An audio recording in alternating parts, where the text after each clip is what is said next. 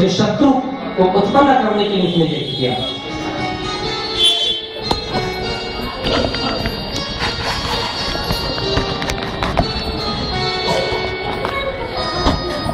और यज्ञ प्रारंभ हुआ।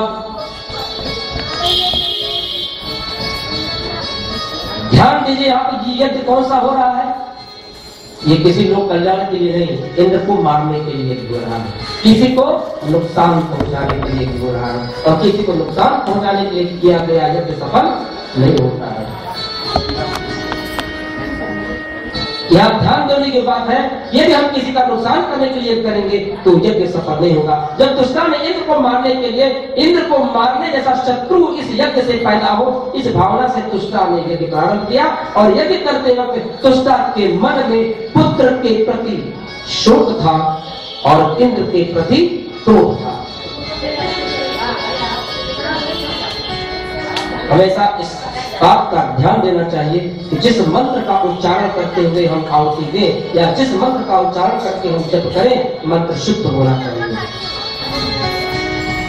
ये ध्यान देने बात है। बच्चे को पीछे ले जाना, ध्यान भंग हो रहा है।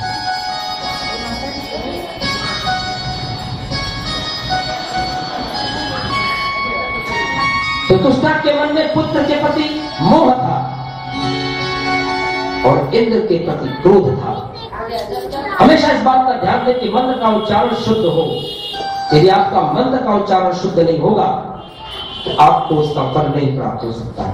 देखिए, वैदिक विद्वान लोग जब वेद मंत्रों का पाठ करते हैं तो उसमें स्वर लगाते हैं, कभी हाथ नीचे ले जाते हैं, कभी हाथ ऊपर ले जाते हैं, करते नहीं, कभी यहाँ से नासिका पकड़ते हैं, यहाँ से नासिका पकड़ते हैं। ये मंत्रों में स्वर लगाए जाते हैं। मंत्रों में स्वर इसलिए लगाए जाते हैं कि मंत्र के अनुसार उसका फल भी प्राप्त हो। यदि मंत्र में गलत स्वर लग गया तो आपको उसका गलत फल प्राप्त, सही फल प्राप्त नहीं कर सकते। और यदि स्वरों की गलती हो जाए तो मंत्र का अर्थ विपरीत हो जाता है।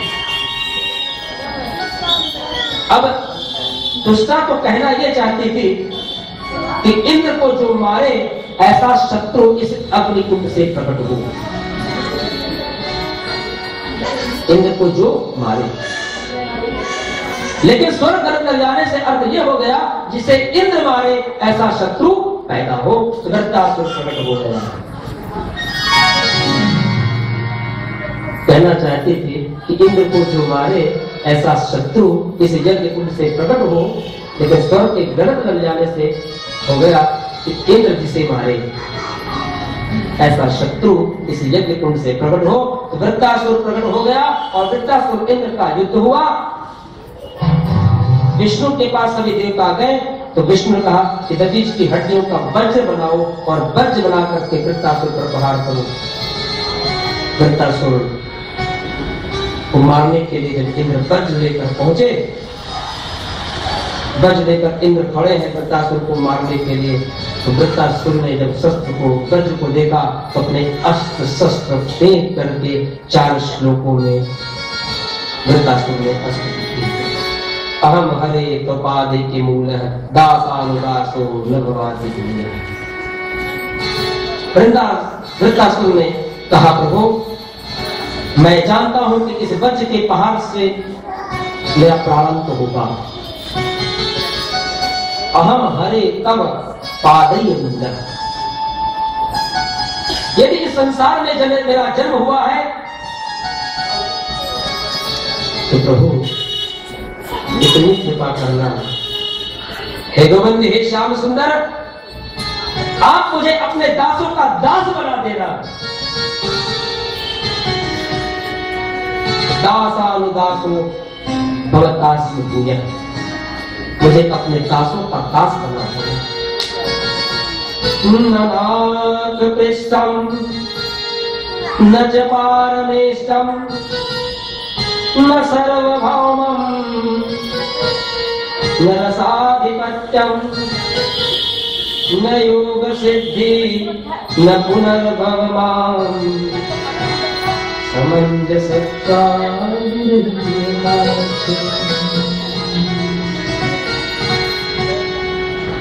मैं चक्रवर्ती राजा नहीं बनना चाहता ठाकुर, मेरी इच्छा रिद्धि और सिद्धि को भी प्राप्त करने की नहीं है। बस मैं इतना चाहता हूं कि मेरा मन मेरा बुद्धि आपके श्री चरणों में लगा रहे। और 14 श्लोक में वृत्तासुर ने भगवान की स्तुति की और अपने मन अपनी भावनाओं को वृत्तासुर ने व्यक्त किया। वृत्तासुर पर वज्र गिरा और वृत्तासुर का प्रारंभ हो गया। राजा जी ये बतलाइए ये कौन है वृत्तासुर, जिसने कि वज्र को देख करके 11 श्लोकों में भगवान कृष्ण की और 14 श्लोकों में गोविंद की स्तुति की।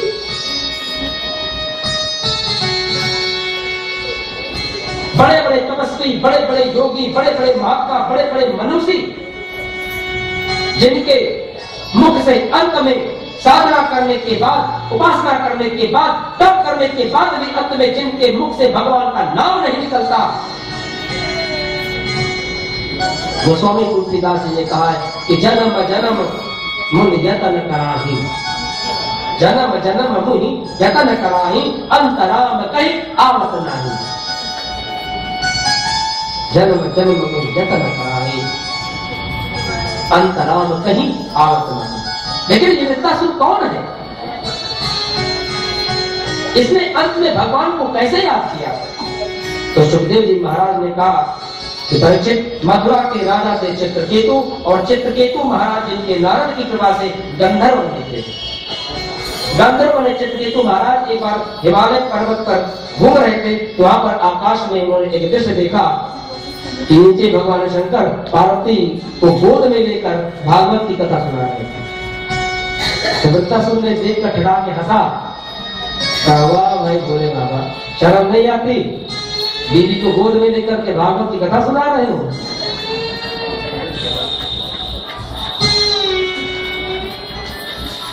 तो संतों के मन में पत्नी को लेकर गोद में जब भागवत की कथा करने लगे तो पार्वती को क्रोध आया, लेकिन शंकर भगवान हंसने लगे, कह जाने जो बच्चा है, कह दिया तो क्या हुआ। लेकिन पत्नी के दिमाग में चढ़ गई तो चढ़ गई, पत्नी कहा दोस्तों को उतार क्यों करेगी ना, वो तो विमान में है। तो पार्वती ने श्राप दिया तो विमान सहित वृत्तासुर आकर जमीन पर गिर पड़ा। गंधर्व चित्रकेतु, तुझे अपने पद का अभिमान हो गया है, तो जा तू असुर योनि को प्राप्त कर ले। यही पार्वती के श्राप से विमान सहित पर्वत पर आकर गिरा और पार्वती के चरणों में गिरकर प्रणाम किया। आपने मुझे श्राप दिया ना, मुझे इस बात की चिंता नहीं है कि आपने मुझे श्राप दिया और असुर योनि में जाने के लिए आपने आदेश किया है। मैं असुर योनि को प्राप्त हूं क्योंकि मैंने अपराध किया है, इसलिए दंड भी मुझे मिलना चाहिए। लेकिन मां कृपा कि मैं जिस असुर योनि में प्राप्त हूं और जिस दिन मेरा प्रारंभ हो, उस दिन मेरे ठाकुर मेरे गोविंद का मुझे नाम याद आ जाए। मैं अपने ठाकुर अपने गोविंद को कभी न भूलूं। भगवान से यही मांगो कि प्रभु तो मुझे धन मत देना, मुझे दौलत मत देना, मुझे रूप मत देना, मुझे पत्नी मत देना, मुझे पुत्र मत देना, मुझे संपत्ति मत देना, देना तो अपना नाम देना। मैं तुझे कभी न भूलूं, किसी परिस्थिति में न भूलूं, हर परिस्थिति में मैं तुझे याद करता हूं। यदि इस जन्म में मैंने तुझे याद किया तो इसके बाद मेरा कोई भी जन्म हो, हर जन्म में मैं तुझे हमेशा याद करता हूं। भगवान से मांगो तो नहीं मांगो, क्योंकि ठाकुर का नाम लेने से, गोविंद का नाम लेने से भय नहीं रहता। आप दुष्कर्म में लिप्त नहीं रह सकते। तो 14 श्लोक में वृत्तासुर ने भगवान की स्तुति की और भगवान के श्री चरणों में अपनी भावनाओं को व्यक्त किया और अंत समय में ठाकुर का नाम लिया। राजा परीक्षित ने कहा कि गुरुदेव आप ये बताएं कि आप कथा में कहते हैं कि भगवान समदर्शी है। तो परीक्षित ने कहा, परीक्षित को कहा सुन ने कहा भगवान समदर्शी है। तो कहा समदर्शी माने क्या होता है? समदर्शी माने समान दृष्टि, जिसकी दृष्टि में कोई विषमता न हो, तो भगवान समदर्शी है। जिसमें कोई व्यवहार का भेद न हो।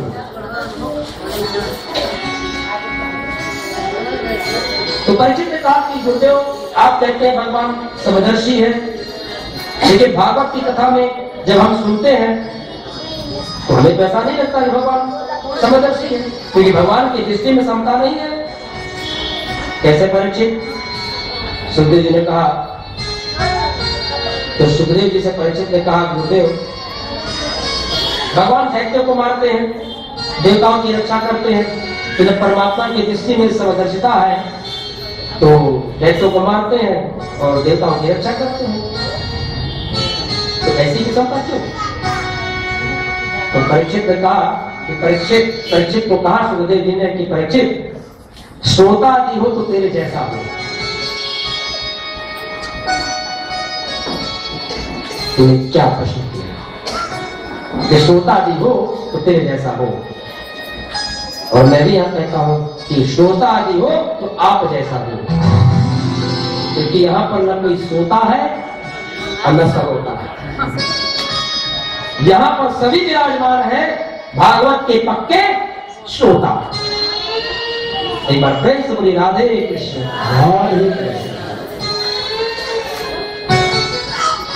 यहां पर कोई श्रोता नहीं है और यहां पर कोई श्रोता नहीं है, और ये जो श्रोता भी है तो मैं तुरंत बाजा बजा देता हूं,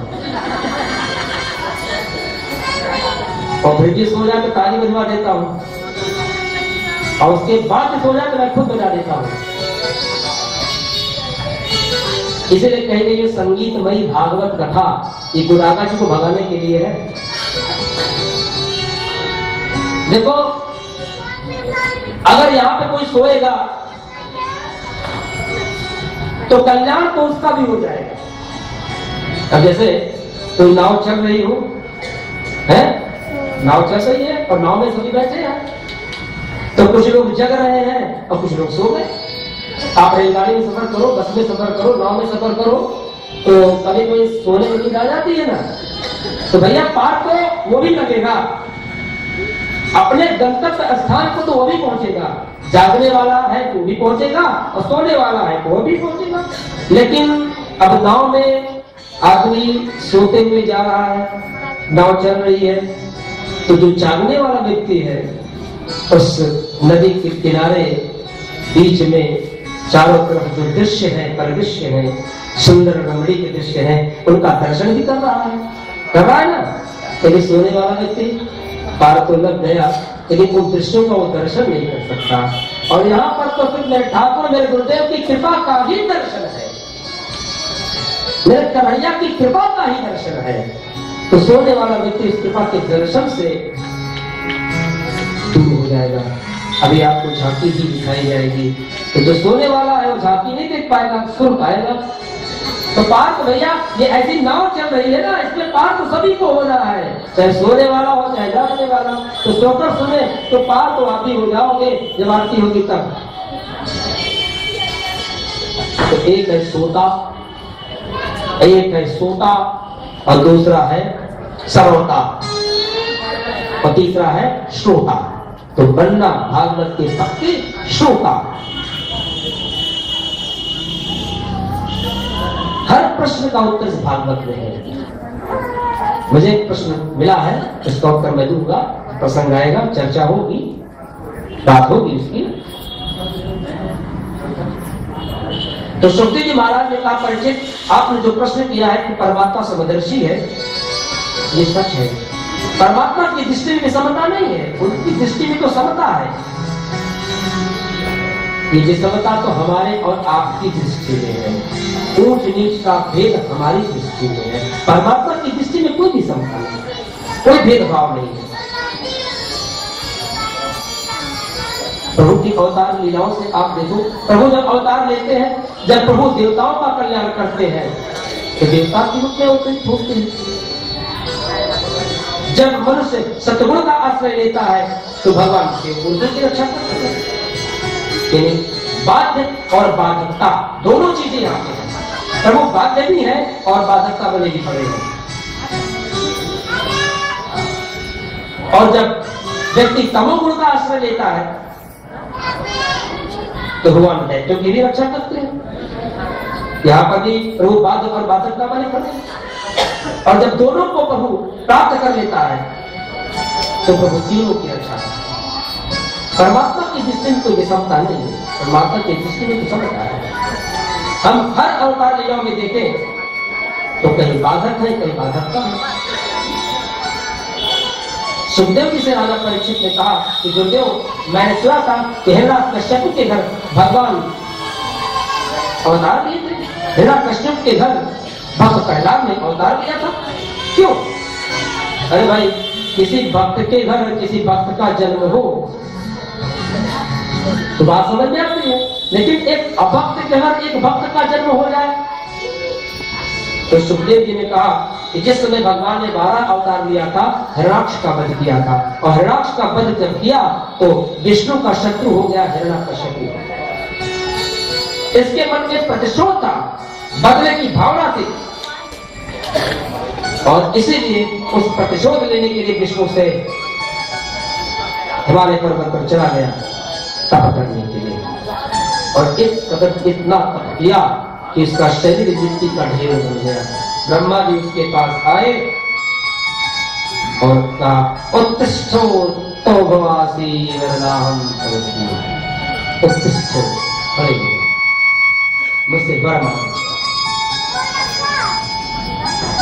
उत्तिष्ठो उत्तिष्ठतं भद्रसे तपसि दोषिकास्तः वरदो हमनु प्राप्त विक्रम कामतोषितो। ये मिट्टी के ढेर से निकल करके बाहर आया तो बोला कि ब्रह्मा जी, यदि आप मुझे वरदान देना चाहते थे कि वरदान दो। दासस्य जिनतान कशान भरो भक्ता।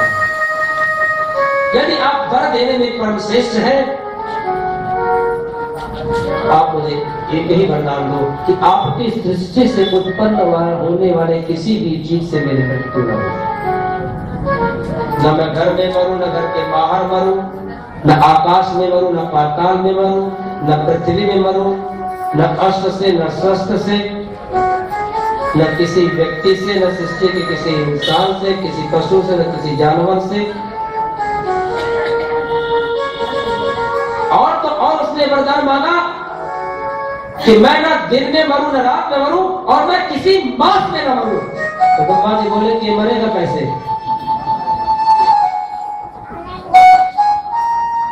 तो ब्रह्मा जी सोच में पड़ गए, कहे भाई बड़ी विकट समस्या पे खड़ी हो गई आप। वैसे तो मेरा कोई भक्त है ही नहीं, और आज अब एक भक्त बना मेरा, तो अगर मैं इसको वरदान नहीं देता तो एक भक्त बना है ये भी खत्म हो जाएगा। और वैसे तो मेरा कोई मंदिर भी नहीं है, पुष्कर में एक मंदिर है वो भी बंद हो जाएगा। एक बार प्रेम से बोली राधे कृष्ण। ये पुष्कर में मेरा एक ही मंदिर, वो भी बंद हो जाएगा। तो एक भक्त बना है तो जा।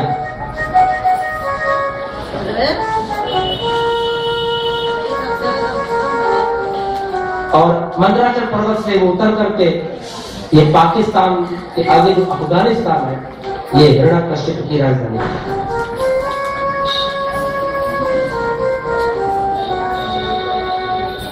ब्रह्मा जी समझे कि भाई देखो एक बड़ा पूरा भक्तों की संख्या को बढ़ाना चाहिए, इसलिए इसको निराश क्या करे। वरदान दिया और चले गए। और इन हिरण्यकश्यपों की इनके 4 पुत्र हुए, और कयाधु से प्रहलाद जी का जन्म हुआ। 5 वर्ष की अवस्था में प्रहलाद को भगवान के प्रति भक्ति थी।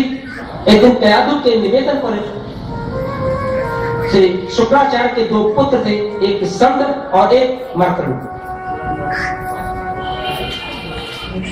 कहा मेरा प्रहलाद तो कुछ पढ़ता नहीं है, इसको ले जाइए आश्रम में, कुछ पढ़ाई लिखाइए। और हिरण्यकश्यप को प्रहलाद से बहुत प्रेम था, और संडा मर्कंड ले जाइए, ठीक प्रकार से मेरे बेटे को पढ़ाइएगा। प्रहलाद जी को शिक्षा मिली, धर्म की, अर्थ की, काम की। और जब प्रहलाद जी पढ़ करके महाराज के पास आए तो पिता ने पूछा कि बेटा तूने क्या शिक्षा दी? तो प्रहलाद जी बोले कि ये बताइए पिताजी, मुझे क्या शिक्षा मिली ये बताओ, या जो शिक्षा मेरे पास अपनी है वो बताओ। एक काम कर, तो पहले मुझे वो शिक्षा बता जो तू अपने आप से ग्रहण किया है।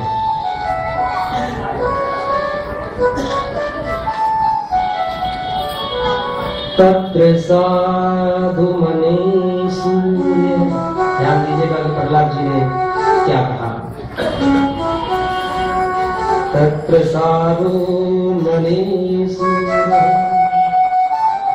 वरम हि देहिनां सदा समृद्धि धियां सद्ग्रहा हरिनामे व्यथा, जिससे सारे जगत की समृद्धि प्राप्त होती है। मैंने वो हरि नाम अपने मन से सीखा है, विष्णु का नाम सीखा है।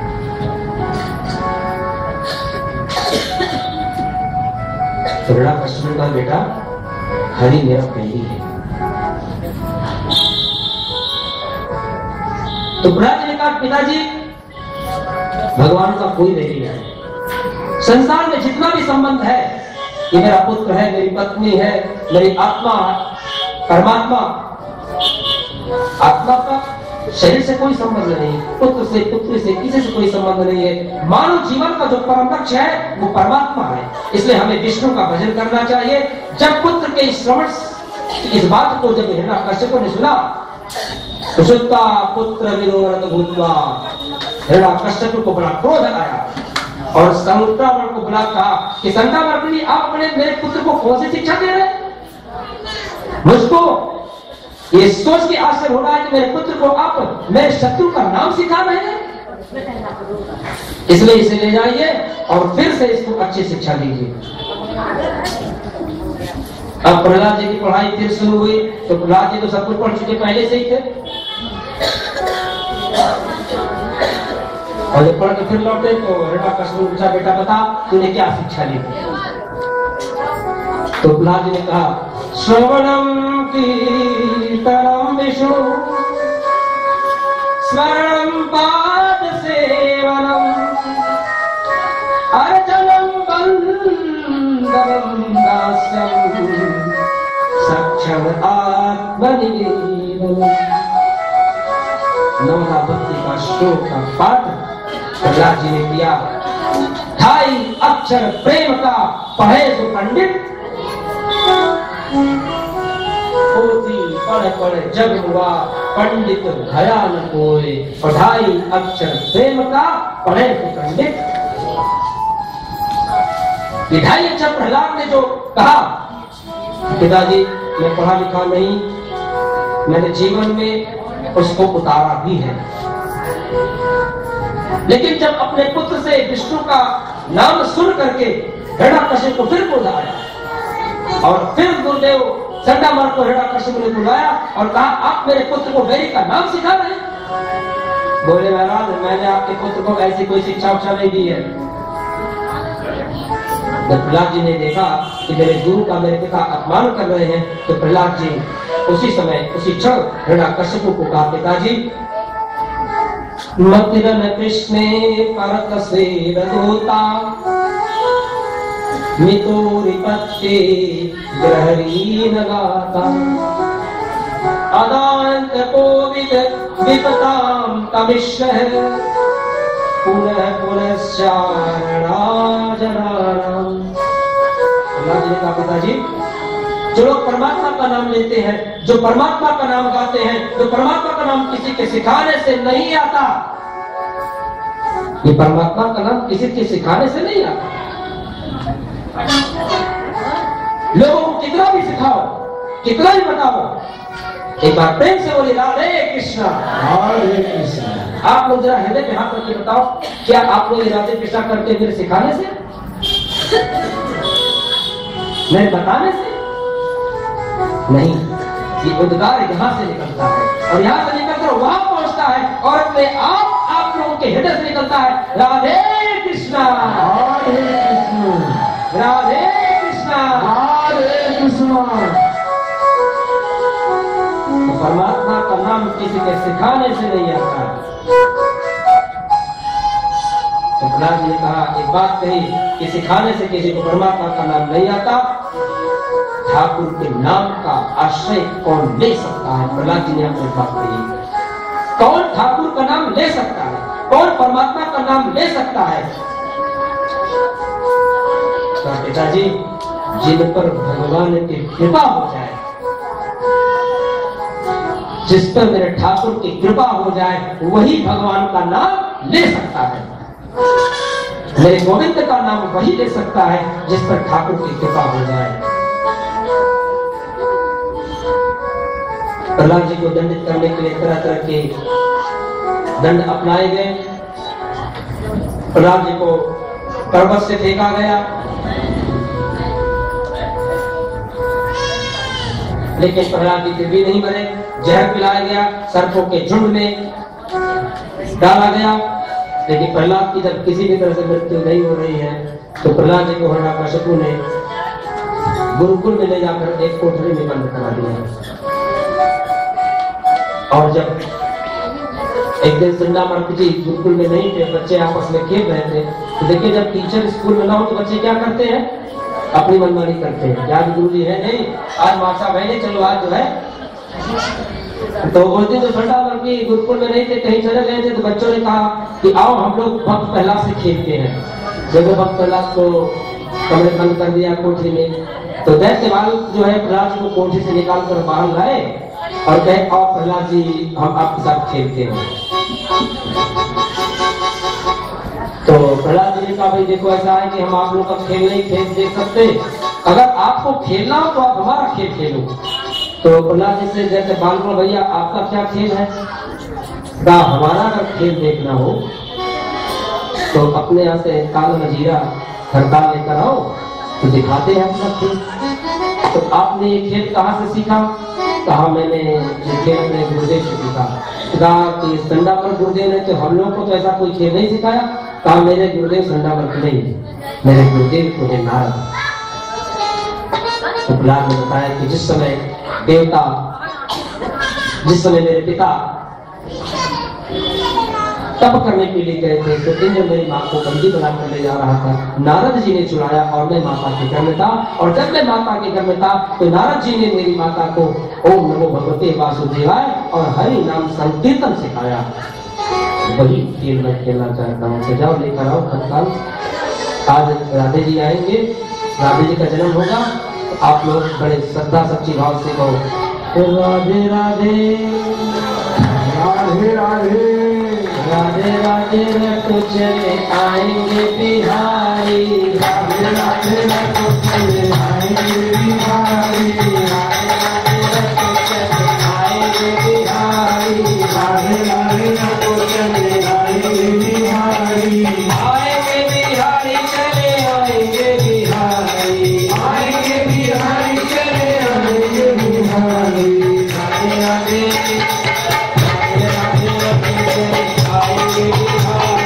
राधे राधे रखो चले आएंगे बिहारी, राधा मेरी चंदा चकोर है बिहारी, राधा मेरी चंदा चकोर है बिहारी, राधा मेरी चंदा चकोर है बिहारी, राधा मेरी चंदा चकोर है बिहारी, राधे राधे राधे राधे राधे राधे रखो चले आएंगे बिहारी। और जब प्रहलाद जी कीर्तन करने लगे संडामर्क जी आ गए और उन्होंने देखा कि सब लोग कीर्तन गा रहे, कहने लगे ये क्या कर रहे तुम लोग? मैंने पाठशाला खोली है, कोई कीर्तन करने की थोड़ी खोली है। तो संडामर्क जी गए हिरण्यकशिपु के पास, आकर बोले बुला लो अपने छोरा को। अरे अभी तक तो खुद विष्णु का नाम ले रहा था, आज सभी जैसे बालकों को उसने विष्णु का भक्त बना दिया।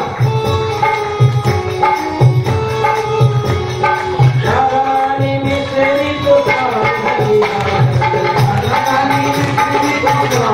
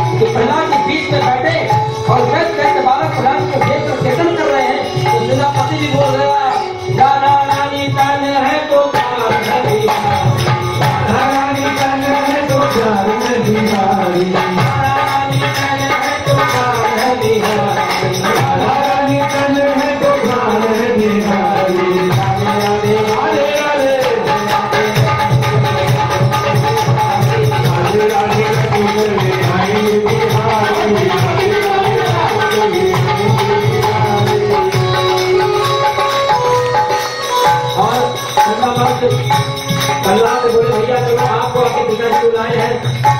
तो प्रहलाद ने कहा भैया ऐसा आप लोग इसी तरह से कीर्तन करते रहो, मैं यूं गया और यूं आया। तो भैया कहाँ जा रहे हो? कहा भैया हम जा रहे हैं, मेरे पिता ने मुझे बुलाया है। तो कहा भैया प्रहलाद जी आप ऐसे नहीं जाओगे, आप अकेले नहीं जा सकते, हम लोग भी आपके साथ चलेंगे। तो प्रहलाद जी भैया देखो ऐसा है, हरि का भजन मैं करता हूँ तो मेरे पिता के सीने में बहुत दर्द होता है, और जब आप सबको देख लेंगे तो मेरे पिता क्या करेगा कोई भरोसा नहीं, इसलिए आप लोग मत जाओ। तो जैसे बालकों को नहीं बना भैया, अरे जब मंडल से जब मंडली से मंडलेश्वर चले गए तो फिर मंडली बिगड़ जाएगी, इसलिए आप अकेले नहीं जाओगे, हम सब लोग चलेंगे कीर्तन करते हुए। और कीर्तन करते प्रहलाद जी हिरण्यकश्यप के पास जाते हैं। रानी मुरली को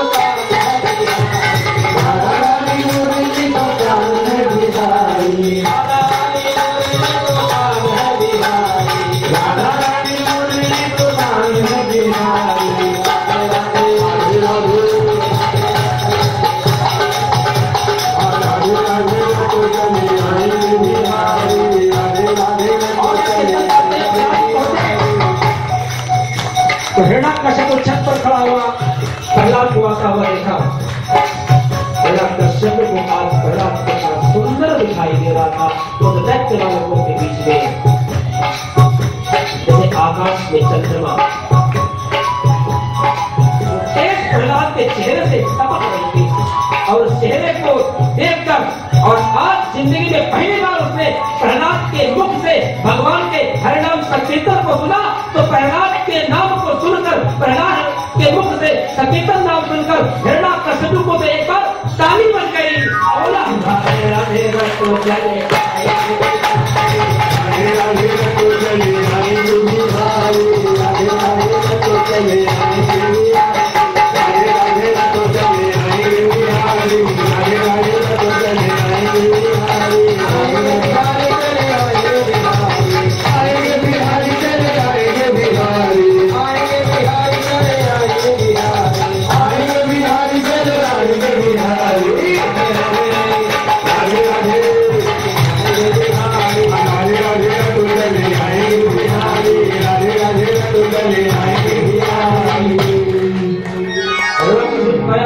मैं भी भजन करने लगा।